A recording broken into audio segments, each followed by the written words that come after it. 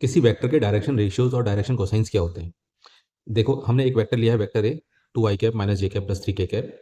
इस वेक्टर के जो स्केलर कंपोनेंट है वही हमारे डायरेक्शन रेशियो होते हैं। स्केलर कंपोनेंट मतलब 2, -1 और 3, ये हमारे डायरेक्शन रेशियोज हैं। इनको हम किससे डिनोट करते हैं, ए बी सी से।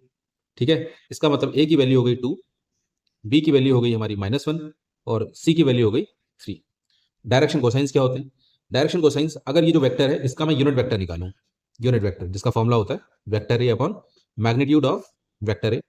वेक्टर ए हमारे पास है 2 i cap minus J cap plus 3 k cap. इसी का मैग्नीट्यूड निकालो। मैग्नीट्यूड कैसे निकलता है किसी वेक्टर का, स्केलर कंपोनेंट के स्क्वायर करके उनका सम अंडर रूट के अंदर। जैसे 2 का स्क्वायर 4 हो जाएगा, प्लस -1 का स्क्वायर 1 हो जाएगा, और 3 का स्क्वायर हो जाएगा 9। तो ये आया √14। √14, तो वेक्टर को हम √14 से डिवाइड कर देते हैं, तो ये हमारे पास क्या आ गया, √14। ये हमारे पास क्या आ गया, यूनिट वेक्टर आ गया। ये हमारे पास यूनिट वेक्टर आ गया। और यूनिट वेक्टर के जो स्केलर कंपोनेंट्स होते हैं उन्हीं को हम डायरेक्शन कोसाइंस कहते हैं।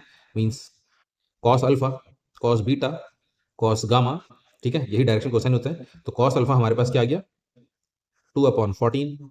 कॉस बीटा की वैल्यू आ गई -1/14, और कॉस गामा आ गया 3/14। ठीक है।